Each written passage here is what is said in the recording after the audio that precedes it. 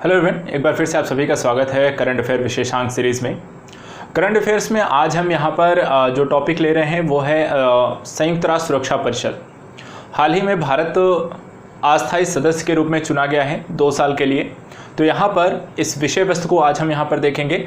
संयुक्त राष्ट्र सुरक्षा परिषद है क्या, यहाँ पर चर्चा का कारण क्या है, किस तरीके के कार्यों का ये संपादन करती हैं, भारत अस्थायी सदस्य के रूप में चुने जाने के पश्चात किस तरीके के कार्यों को प्राथमिकता देता है, भारत एक स्थायी सदस्य के रूप में सुरक्षा परिषद में शामिल क्यों होना चाहिए, इसके संदर्भ में क्या क्या चुनौतियां उसके समक्ष हैं, यदि संयुक्त राष्ट्र सुरक्षा परिषद में एक स्थायी सदस्य के रूप में आप सम्मिलित होते हैं तो वहाँ पर उसके क्या लाभ हैं और इसलिए संयुक्त राष्ट्र सुरक्षा परिषद की हमें वहाँ पर विस्तार की आवश्यकता क्यों है और किन संदर्भों से।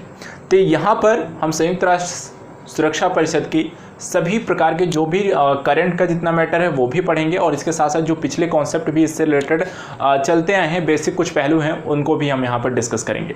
तो एक तरीके से एक समग्र अवलोकन यहाँ पर इस टॉपिक का किया जाएगा और आप सभी इसको ध्यान से सुनिएगा। IR का ये टॉपिक है, अंतर्राष्ट्रीय संबंध का ये टॉपिक है और काफ़ी महत्वपूर्ण रहता है क्योंकि UNO के अंतर्गत काफ़ी सारी प्रक्रियाएँ वहाँ पर संचालित होती हैं और उसकी जो प्रमुख संस्थाएँ हैं उनमें से ये एक है संयुक्त राष्ट्र सुरक्षा परिषद। तो चलिए सबसे पहले प्रारंभ करते हैं इस पूरी जो विषय वस्तु है वहाँ पर उसको अध्ययन करने के लिए। ये ग्राफिंग है जो टॉपिक आज हम यहाँ पर पढ़ने जा रहे हैं उससे रिलेटेड ये आपका पूरा मैटर है कि यहाँ पर हम इतने सारे पॉइंट्स को एक एक करके हम यहाँ पर करेंगे। तो चलिए सबसे पहले देखते हैं यहाँ पर अभी हाल फिलहाल ये चर्चा का विषय रहा है। देखिए, चर्चा का जो कारण है कि भारत 2 वर्ष के लिए अस्थायी सदस्य के तौर पर यहाँ पर चुना गया है। कितने वर्ष के लिए? 2 वर्ष के लिए चुना गया है। कार्यकाल कब से प्रारंभ होगा? 1 जनवरी 2021 से प्रारंभ होगा और दिसंबर 2022 तक चलेगा, अर्थात पूरे 2 साल तक यहाँ पर इसके कार्यकाल यहाँ पर अस्थायी सदस्य के तौर पर संभालेगा। यहाँ पर 10 टोटल सदस्य होते हैं जो अस्थायी सदस्य के रूप में चुने जाते हैं और ये 10 अस्थायी सदस्य एक ही वर्ष में नहीं चुने जाते हैं बल्कि 5-5 करके हर वर्ष चुने जाते हैं। जैसे 5 इस वर्ष चुने गए हैं, 5 नेक्स्ट ईयर चुने गए हैं, फिर 5 नेक्स्ट ईयर, तो यहाँ 5-5 करके ये चुने जाते हैं। भारत को 192 में से 193 है, कई जगह 192 है, तो यहाँ पे 193 सदस्यों में से 184 देशों का यहाँ पर समर्थन आपको मिला है, जो कि एक तरीके से देखा जाए तो बहुत बड़ा यहाँ पर मत आपको बहुत या मैक्सिमम कह सकते हैं कि वोट्स भारत को मिले हुए हैं। और दूसरी चीज़ है, भारत यहाँ पर एशिया प्रशांत क्षेत्र से चुना गया है और वहाँ पर सर्वसम्मत से एशिया प्रशांत क्षेत्र से चुना गया था। तो टोटल जो वोट मिले हैं वो हमने देख लिया। भारत 2 साल का कार्यकाल होगा और यहाँ पर भारत इसके लिए चुना गया है। लेकिन जिसके लिए चुना गया है, जिस संस्था के लिए चुना गया है, उस संस्था के बारे में थोड़ी बहुत जानकारी देख लेते हैं। देखिए, UNSC में यहाँ पर जिसको इंग्लिश में कहते हैं यूनाइटेड नेशन सिक्योरिटी काउंसिल कहते हैं, UNSC, इसकी स्थापना 1945 में हुई। मुख्यालय इसका न्यूयॉर्क में है, USA। मूल संगठन संयुक्त राष्ट्र संघ है, उसी का एक अंग है, एक पार्ट के रूप में काम करता है ये। इसमें 5 स्थायी सदस्य होते हैं। कौन कौन से? USA, फ्रांस, चीन, रूस और UK, यूनाइटेड किंगडम है। अध्यक्ष UK है और यहाँ पर अध्यक्ष बदलते रहते हैं, एक एक महीने करके यहाँ पर चीज़ें बदल जाती हैं, तो वो ध्यान रखने की ज़रूरत नहीं है। अस्थायी सदस्य 10 होते हैं और ये 10 जो सदस्य होते हैं वो अलग अलग क्षेत्रों से चुने जाते हैं। जैसे इन 10 में से 3 जो होते हैं अफ्रीका से चुने जाते हैं, 2 आपके पश्चिमी यूरोप से चुने जाते हैं, 2 आपके लैटिन अमेरिका और कैरेबियन द्वीप को मिलाकर चुने जाते हैं। ठीक है, लैटिन अमेरिका और कैरेबियन द्वीप को मिलाकर 2 चुने जाएंगे, पूर्वी यूरोप से 1 चुना जाएगा और हिंद प्रशांत क्षेत्र या एशिया से 2 लोग चुने जाते हैं। तो इस तरीके से पूरे 10 सदस्य अस्थायी सदस्यों का यहाँ पर चुनाव होता है और इनमें 5-5 वर्ष करके इनका चुनाव होता है। तो UNSC संगठन के बारे में हमने देख लिया। अब बात कर लेते हैं इनके काम को लेकर कि किस तरीके के कार्यों का संपादन करती हैं UNSC के द्वारा। तो देखिए, UNSC जो होती है संयुक्त राष्ट्र सुरक्षा परिषद जो होती है वो कौन कौन से काम करती है अंतर्राष्ट्रीय स्तर पर। पहला काम है अंतर्राष्ट्रीय शांति एवं सुरक्षा को बनाए रखना, कि वैश्विक स्तर पर किसी प्रकार की यहाँ पर युद्ध इत्यादि ना होने पाए, कहीं अगर विवाद की स्थितियाँ तो उनको सुलझाना है बातचीत के माध्यम से और इस तरीके के एक सॉफ्ट पावर पॉलिसी के माध्यम से चीज़ों को संभालना है। आतंकवाद इत्यादि के माध्यम से अगर कोई समस्या उत्पन्न हो रही तो उनको वहाँ पर प्रतिबंधित करना, उनको वहाँ पर नष्ट करना, उनको वहाँ पर रोकना है। इसके लिए शांति अभियान में योगदान देना है। अगर मान लीजिए कहीं समस्या बहुत ज़्यादा हो रही है, संघर्ष बहुत ज़्यादा बढ़ गए हैं या फिर आतंकवादियों का वहाँ पर स्थिति बढ़ गई या फिर गृह युद्ध की स्थितियाँ वहाँ पर आपको किसी घरेलू देश में देखने को मिल रही हैं, तो ऐसी स्थितियों में वहाँ पर संयुक्त राष्ट्र सुरक्षा परिषद, संयुक्त राष्ट्र संघ अपनी शांति सेना भेजता है और उसके माध्यम से वहाँ पर जो भी स्थितियाँ हैं, जो भी अराजक स्थितियाँ उत्पन्न हुई हैं, उनको वहाँ पर काम डाउन करने की कोशिश करते हैं। अंतर्राष्ट्रीय प्रतिबंधों को लागू करना, जो हम आए दिन देखते हैं कि कोई ना कोई प्रतिबंध किसी न किसी देश के द्वारा किसी न किसी पर्टिकुलर स्थितियों में लागू किया, जैसे कि उत्तर कोरिया के द्वारा है, ईरान पर लगाए गए हैं, रशिया पर हैं। तो वहाँ पर इस तरीके के जो भी अंतर्राष्ट्रीय प्रतिबंध लगाए जाते हैं उनको लागू कराने का जो कार्य है वो किसके पास है? संयुक्त राष्ट्र सुरक्षा परिषद के पास होता है। इसके अतिरिक्त सुरक्षा परिषद के प्रस्तावों के माध्यम से सैन्य कार्यवाही भी करते हैं। यहाँ पर कोई देश अपने तरीके से नहीं करेगा, बल्कि यहाँ पर यदि सुरक्षा परिषद कहती है किसी भी देश में सैन्य कार्यवाही करने को लेकर, तो वहाँ पर सैन्य कार्यवाही की जाएगी सुरक्षा परिषद के माध्यम से। इसके अतिरिक्त स्थायी सदस्यों के फैसले से यदि कोई स्थायी सदस्य सहमत ना हो तो वीटो कर सकता है। मान लीजिए जो 5 स्थायी सदस्य हैं उनमें से 4 सदस्यों ने किसी एक मुद्दे को लेकर वहाँ पर लेकर आते हैं, चर्चा करते हैं, फिर उसमें वोटिंग होती है। उन 4 तो सहमत हैं लेकिन एक सहमत नहीं है, तो वहाँ पर वो वीटो कर देगा और उसे वहाँ पर निरस्त कर देगा उस वोट को। जैसे कि आपने यहाँ देखा होगा पिछले कुछ सालों में अजहर महमूद का जो एक आतंकवाद का मुद्दा था, जहाँ पर चीन जो होता है वीटो कर रहा था, लगातार उसे बचा रहा था, लेकिन पिछले साल वहाँ पर उन्होंने उस पर वीटो नहीं किया और उसको वहाँ पर प्रतिबंध लगाने की बातों को लेकर वहाँ पर जारी कर दिया गया। अब बात करते हैं कि भारत अस्थायी सदस्य के रूप में चुना गया है, और तो अस्थायी सदस्य के रूप में चुना गया है उससे संबंधित कुछ तथ्यों को देखेंगे और इनकी प्राथमिकता क्या होगी इस बार चुने जाने के पश्चात उसको यहाँ पर देखेंगे। तो देखिए भारत यहाँ पर 8वीं बार सदस्य बना है यूएनएससी का। कितनी बार? 8वीं बार भारत चुना गया है इसका अस्थायी सदस्य। किस क्षेत्र से चुना गया है? एशिया प्रशांत क्षेत्र से चुना गया है। भारत के साथ और कौन कौन से देश यहाँ पर सेलेक्ट हुए थे? इसमें भारत के साथ आयरलैंड, मैक्सिको, नार्वे, जैसे मैंने कहा 5 देश होते हैं, तो भारत 1 हो गया, आयरलैंड 2 हो गया, मैक्सिको 3 हो गया, नार्वे 4 हो गया और कनाडा 5वां हो गया। कनाडा लेकिन यहाँ से इससे बाहर रहेगा, उसके अलग रीज़न है। कारण क्या है कि आपको यहाँ पर कनाडा, अगर हम देखें उत्तर अमेरिका की स्थिति को देखें तो 3 ही देश आते हैं उसमें, कनाडा, अमेरिका, मैक्सिको। तो यहाँ पर मैक्सिको ऑलरेडी यहाँ पर चुना गया है। अमेरिका अस्थायी सदस्य के रूप में होता है, तो कनाडा को इसके कारण वहाँ से बाहर रहना पड़ेगा, नहीं तो पूरा का पूरा एक महाद्वीप ही वहाँ पर प्रतिनिधित्व कर रहा है, बाकी और कोई प्रतिनिधित्व विश्व के स्तर पर नहीं है। तो इस तरीके के कारण वहाँ पर इस तरह की परिस्थितियों के कारण कनाडा को इससे बाहर रहना पड़ेगा। भारत अब और कितनी बार यहाँ पर किस किस समय चुना गया है? इससे पहले 7 बार कब चुना गया है? तो सबसे पहली बार भारत चुना गया था 1950-51 में, उसके बाद 1967-68, 72-73, 77-78, 84-85, 1991-92, 2011 और 2012 में, और इस बार 2021 और 22 के लिए यहाँ पर चुना गया है। तो करीब यहाँ पर 10 साल बाद भारत इसमें फिर से सिलेक्ट हुआ है, फिर से चुना गया है। तो इस तरीके से भारत इस बार 8वीं बार चुना गया है, और इससे पहले 7 बार भारत कब चुना गया था। देखिए इस बार जो भारत स्थायी सदस्य बना है, तो वहाँ पर हरदीप सिंह पुरी जो हैं आपके संयुक्त राष्ट्र सुरक्षा परिषद में या संघ में, वहाँ पर आपके जो प्रतिनिधि के तौर पर वहाँ पर काम करते हैं, राजदूत के तौर पर वहाँ पर काम करते हैं। तो उन्होंने कुछ बातें कही हैं, कुछ प्राथमिकताएं अपनी दर्ज कराई हैं कि भारत यहाँ पर किन चीज़ों को लेकर ज़्यादा वहाँ पर कार्य करने की कोशिश करेगा। तो जैसे कि यहाँ पर उन्होंने कहा कि भारत मुख्यतः 2 तरीके की समितियों को लेकर ज़रूर वहाँ पर काम मिलने की ज़्यादा प्राथमिकता है। संयुक्त राष्ट्र सुरक्षा परिषद में कई अलग अलग समितियां होती हैं जो कई अलग अलग मुद्दों को वहां पर देखती हैं। तो वहां पर उन समितियों को नंबर वाइज वहां पर आवंटित किए गए हैं, जैसे कि 1267 समिति, 1373 समिति, इसी तरह की कई समितियां हैं। 1267 जो समिति है वो प्रतिबंध समिति है, अर्थात किसी पर किसी प्रकार के प्रतिबंध लगाने हो, जैसे कि किसी आतंकवादी संगठनों पर हो गया प्रतिबंध लगाना, अलकायदा हो गया आपका या फिर तालिबान हो गया, उन पर प्रतिबंध लगाने की बात हो गई, तो वहाँ पर कौन देखता है इसे? आपको 1267 समिति जो होती है वो प्रतिबंध रिलेटेड कार्य देखती है। इसी तरह 1373 जो समिति है वो आतंकवाद रोधी और वित्तीय वहाँ पर प्रतिबंध लगाती है। तो जो आतंकवादियों को एक वित्तीय फंडिंग की स्थिति होती है, उनको रोकने का जो कार्य होता है वो कौन देखता है? 1373 समिति। तो वहाँ पर उन्होंने कहा कि कहीं ना कहीं भारत इन 2 समितियों का कार्यभार हो सकता है जब संभाले 2021 में, तो इनका कार्य वो वहाँ पर उसको मिल सकती है, उसकी जिम्मेदारी इसे मिल सकती है। इसके अतिरिक्त हाल फिलहाल जिन स्थितियों में से चुना गया है और जिस तरीके से भारत की जो छवि है, उसके कारण हम कह सकते हैं कि भारत की अन्य भी कुछ प्राथमिकताएं वहां पर देखने को मिल सकती हैं, जैसे कि शांति अभियान जो चलते हैं संयुक्त राष्ट्र सुरक्षा परिषद के अंतर्गत, तो उनको किस तरीके से ज़्यादा बेहतर बनाया जा सकता है। भारत की वहाँ पर सबसे ज़्यादा हिस्सेदारी होती है, तो उसको किस तरीके से भारत अपने उपयोग के लिए सुनिश्चित कर सकता है और संयुक्त अंतर्राष्ट्रीय स्तर पर शांति व्यवस्था को बनाए रखने के लिए। इसके अतिरिक्त मानवाधिकार मुद्दों को लेकर भारत वहाँ पर कार्य कर सकता है।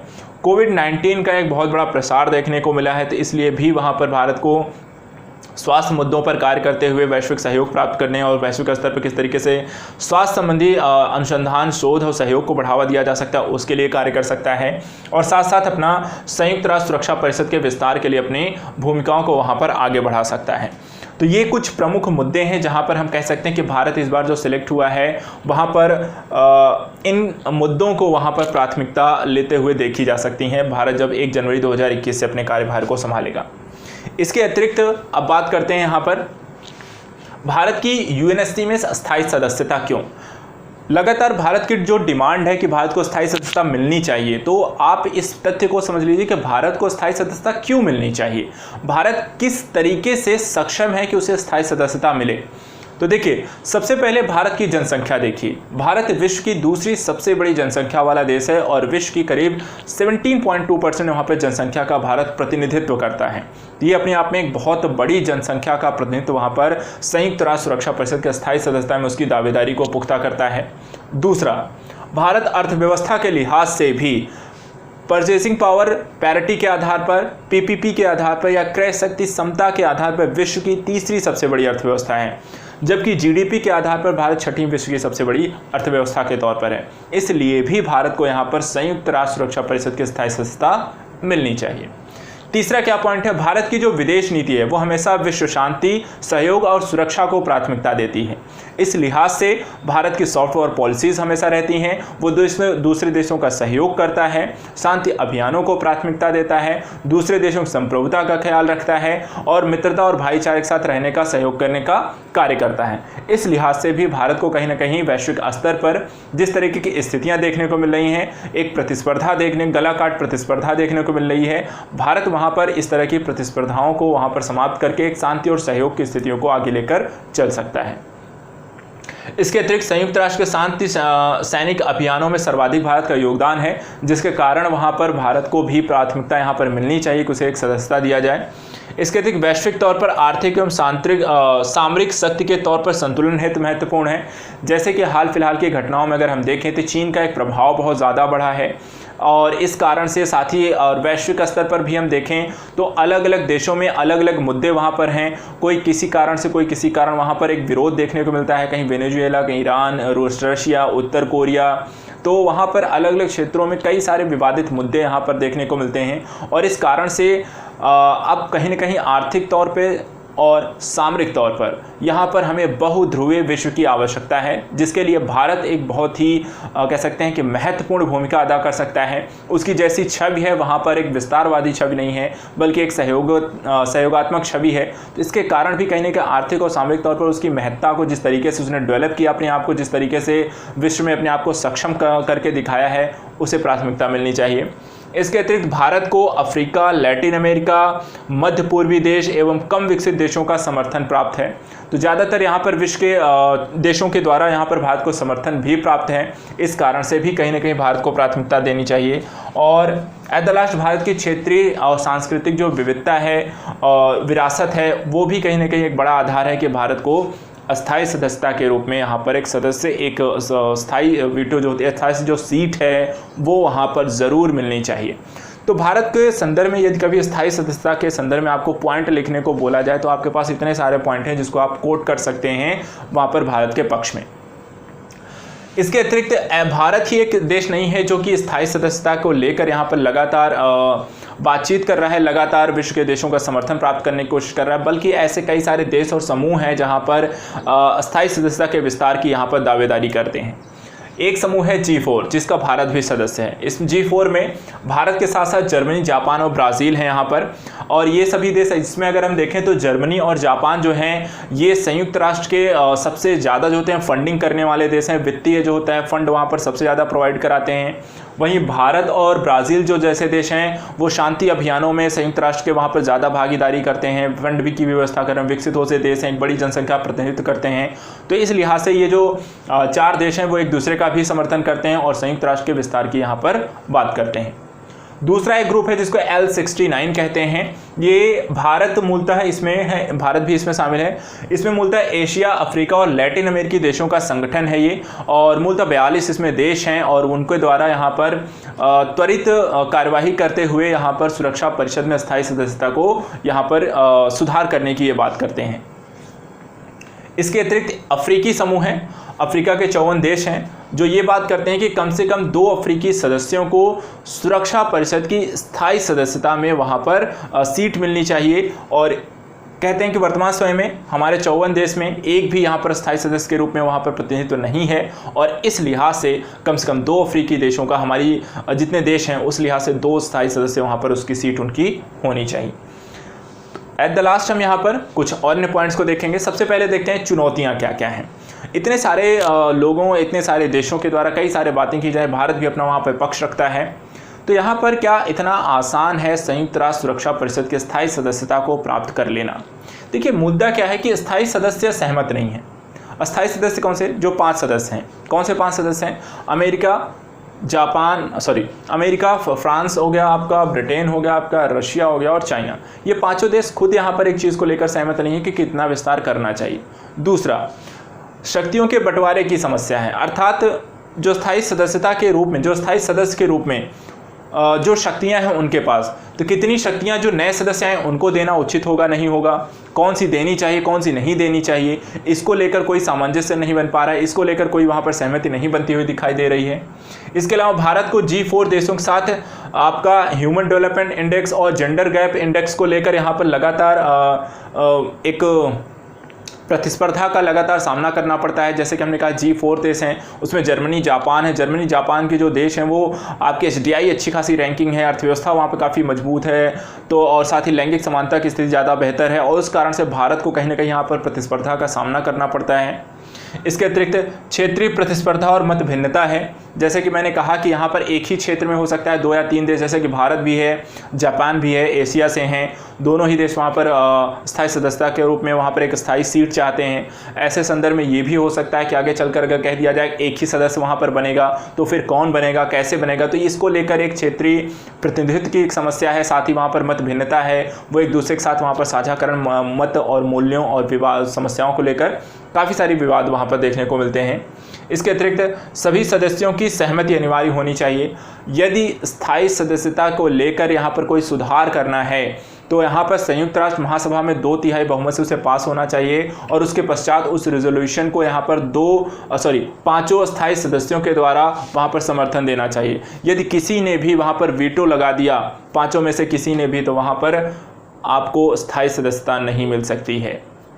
और जैसा कि अभी हाल फिलहाल भारत और चाइना का मुद्दा चल रहा है, तो लगता नहीं है कि हाल फिलहाल अगर वोटिंग होगी तो वहाँ पर चाइना भारत का समर्थन करेगा, क्योंकि चाइना ऑलरेडी भारत को अपना एक बड़ा प्रतिद्वंदी के तौर पर एशिया में देखता है, और वो नहीं चाहता कि भारत को यहाँ पर सुरक्षा परिषद में स्थायी सदस्यता मिले और उसे वीटो पावर मिल जाए, और वो चाइना के कामों को लेकर लगातार वहाँ पर उसको अड़चने पैदा करें। तो ऐसी स्थिति में भारत को संयुक्त राष्ट्र सुरक्षा परिषद की स्थायी सदस्यता मिलने में काफ़ी दिक्कतें आ सकती हैं। चाइना ऑलरेडी पहले भी ऐसा कर चुका है, जैसे NSC को लेकर वहाँ पर वो भारत को स्थायी सदस्यता लेने नहीं दे रहा है, वहाँ पर भी शामिल नहीं होने दे रहा है। तो चाइना जहाँ तक है, जिन जिन ग्रुप में है, वो भारत को सम्मिलित होने नहीं देता है। स्थायी सदस्यता के लाभ क्या हैं? अगर आपको मान लीजिए अगर सब सहमत हो जाए, अगर मिल जाता है, तो आपको लाभ क्या क्या होते हैं? सबसे पहली चीज़, वैश्विक भू राजनीति में अधिक महत्व मिलता है, क्योंकि स्थायी सदस्य ही जहाँ पर वैश्विक स्तर पर किस प्रकार के पॉलिटिकल चेंजेस कैसे करने हैं, कहाँ पर क्या फेरबदल हो रहा है, और वहाँ पर की रणनीति तय करने को लेकर वहाँ पर आपको एक महत्वपूर्ण भूमिका मिल जाएगी। अर्थात वैश्विक भू राजनीति में आपकी एक प्रमुख भूमिका हो जाएगी, नीतियों के निर्धारण को लेकर, लागू करने को लेकर, प्रतिबंध लगाने को लेकर, इत्यादि चीज़ों को लेकर। वीटो पावर आपको मिल जाएगा। वीटो पावर मिलने से यदि मान लीजिए किसी के देश के द्वारा कोई ऐसी प्रक्रिया लेकर आई जा रही है, आतंकवाद का सपोर्ट किया जा रहा है, किसी देश के द्वारा समर्थन नहीं करता है, या विवादित मुद्दों को लेकर आगे बढ़ रहा है, तो वहाँ पर आप वीटो कर सकते हैं। इसके अतिरिक्त बाह्य खतरों व आतंकवाद के विरुद्ध मजबूत तंत्र स्थापित करने में सहायक है। जैसे कि भारत को भी देखिए तो वहाँ पर उसके पड़ोसी देशों के खिलाफ हमेशा एक स्थिति समस्याप्रद रहती है, और आतंकवाद लगातार भारत उससे ग्रस्त रहता है। तो यदि वो स्थायी सदस्य बन जाता है तो शायद वहाँ पर ज़्यादा बेहतर तरीके से कार्य कर सकता है, स्थायी सदस्य के रूप में ज़्यादा शक्तियाँ उसके पास होंगी और वो आतंकवाद के विरुद्ध ज़्यादा बेहतर तरीके से कार्यनीतियाँ भी लागू कर सकता है और उसे समर्थन भी वहाँ पर बाकी देशों का मिलेगा। प्रतिबंध लगाने व अंतर्राष्ट्रीय न्यायालय के फैसले लागू करने में यूएनएससी के द्वारा ही किए जाते हैं। तो अंतर्राष्ट्रीय स्तर पर यदि किसी भी देश पर कोई प्रतिबंध लगाना है, चाहे वो आर्थिक हो या सामरिक हो, या इसके अतिरिक्त अंतर्राष्ट्रीय न्यायालय के द्वारा कोई निर्णय दिया गया हो, तो उसे लागू करने की भी जो जिम्मेदारी है वो किस पर होती है, यूएनएससी पे। तो यहाँ पर यदि आप स्थायी सदस्य बन जाते हैं तो आपको इतने सारे यहाँ पर लाभ वहाँ पर देखने को मिलते हैं और इसीलिए भारत भी यहाँ पर स्थायी सदस्य के रूप में अपने आप को इसमें शामिल होते हुए देखना चाहता है। एट द लास्ट यहाँ पर तो हमें, अगर हम कह रहे हैं कि विस्तार विस्तार विस्तार होना चाहिए, तो बेसिकली विस्तार क्यों करें? ऑलरेडी तो आप 5 सदस्य वहाँ पर हैं, प्लस वहाँ पर 10 अस्थायी सदस्य चुने ही जाते हैं, तो फिर विस्तार की आवश्यकता क्यों है? तो मूलतः समस्या ये है कि जब यूएनएससी का गठन किया गया था 1945 में, द्वितीय विश्व युद्ध के बाद, और उसके बाद वहाँ पर स्थिति क्या थी कि उन्हीं देशों को जिन्होंने जीता था उनको वहाँ पर उस आधार पर अस्थायी सदस्यता दे दी गई। तब सदस्यों की संख्या 113 थी। वर्तमान समय में सदस्यों की संख्या बढ़ गई है, 193 हो चुकी है। ठीक है, इसके अतिरिक्त भू राजनीतिक संरचना में अब तक काफ़ी परिवर्तन हो चुका है। जो पहले आपके मित्र और शत्रु राष्ट्र वो बदल चुके हैं, सब साथ में मिलकर काम कर रहे हैं, एक सुरक्षा को लेकर काम करते हैं, वहाँ पर एक दूसरे का सहयोग कर रहे हैं। इस कारण से जो जियोपॉलिटिकल स्थितियाँ हैं वो काफ़ी अब बदल चुकी हैं। दूसरा, सदस्य संख्या 113 से 193 हो चुकी है, तो संख्या काफ़ी बढ़ चुकी है, लेकिन वहाँ पर अस्थायी सदस्यता में कोई संख्या नहीं बढ़ी है, तो उसको वहाँ पर ज़रूरी है। शक्ति संतुलन की हमें आवश्यकता है कि 5 ही देश, यहाँ पर 5 ही देश में हो सकता है कि आपको अमेरिका है, जो अमेरिका एक तरफ देख लीजिए, यूरोप के 2 देश वहाँ पर शामिल हैं, साथ ही रशिया है, यूरेशिया का ही हिस्सा आता है, और चाइना है। इसके अतिरिक्त अफ्रीका, ब्राज़ील से यहाँ पर लैटिन अमेरिकी देशों से, और एशिया के इतने बड़े देश से अन्य कोई भी देश जहाँ पर भारत, जापान, दक्षिण कोरिया जैसे देश विकसित हुए हैं, उनको वहाँ पर स्थायी सदस्यता नहीं मिल रही है। तो कहीं ना कहीं एक शक्ति संतुलन के लिए भी ज़रूरी है कि बहुध्रुवता के स्तर पर जो देश ज़्यादा बेहतर बने हैं आर्थिक और सामरिक तौर पर, उन्हें यह जिम्मेदारी वहाँ पर मिलनी चाहिए। इसके अतिरिक्त क्षेत्रीय प्रतिनिधित्व को सुनिश्चित किया जाए। क्षेत्रीय प्रतिनिधित्व कहने का मतलब हर एक क्षेत्र से कुछ ना कुछ वहाँ पर सदस्यों का चुनाव होना ज़रूरी हो गया है अब। जैसे कि अफ्रीका देश कह रहे हैं कि वहाँ पर उनके 54 देश हैं, लेकिन उनका कोई भी सदस्य अस्थायी सदस्य के रूप में वहाँ पर सम्मिलित नहीं है। तो ये सही भी है। लैटिन अमेरिका से भी कोई भी देश वहाँ पर सम्मिलित नहीं है। तो ऐसी स्थितियों में जो क्षेत्रीय स्तर पर असमानता है प्रतिनिधित्व को लेकर, उसको भी अब सुनिश्चित किए जाने की आवश्यकता है। तो इस लिहाज से हमें कहीं ना कहीं सुरक्षा परिषद के स्थायी सदस्यता में अब आवश्यकता है कि वहाँ पर सुधार की जानी चाहिए। उसमें नए देशों को सम्मिलित किया जाना चाहिए, कम से कम 4 से 5 या 6 सदस्यों को लेकर। कई बार वहाँ पर किया जाता है कि वहाँ पर कम से कम 5 सदस्यों को सम्मिलित किया जाए। कई बार आपको 4 के फार्मूले आते हैं, कहीं 5 के फार्मूले आते हैं, कहीं 3 के फार्मूले आते हैं, और उसमें उस आधार पर प्रतिनिधित्व देने की बात कही गई है। फिलहाल तो हमने यहाँ पर आज के इस टॉपिक में इन्हीं सारी चीज़ों को पढ़ लिया, समझ लिया। हमने देखा किस तरीके से यूएनएससी के डेवलपमेंट्स की बात कैसे हुई, उनके संगठन के बारे में, भारत के स्थायी सदस्यता के रूप में उसके कार्यों, और अगर अस्थायी सदस्य अगर वो स्थायी सदस्य बनता है तो वहाँ पर क्यों बनना चाहिए, उसकी क्या आवश्यकताएं हैं और उसके क्या लाभ होंगे। तो आज के लिए यहाँ पर इस टॉपिक में इतना ही। आई होप आपको टॉपिक अच्छा लगा होगा। इस टॉपिक को अच्छे से पढ़ लीजिएगा, इसका रिवीजन कर लीजिएगा, नोट डाउन कर लीजिएगा, और इससे रिलेटेड जो भी क्वेश्चंस होंगे वो आपको आज़ाद यूपीएससी के करंट अफेयर्स टेलीग्राम चैनल पर वहाँ पर शेयर किए जाएंगे। वहाँ पर आप इसकी आंसर राइटिंग कर सकते हैं। तो आज के लिए इतना ही। Thank you so much. जल्दी ही मिलते हैं, कुछ नए टॉपिक्स को लेकर कुछ नई चीज़ों पर चर्चा करेंगे। Thank you so much. Good night.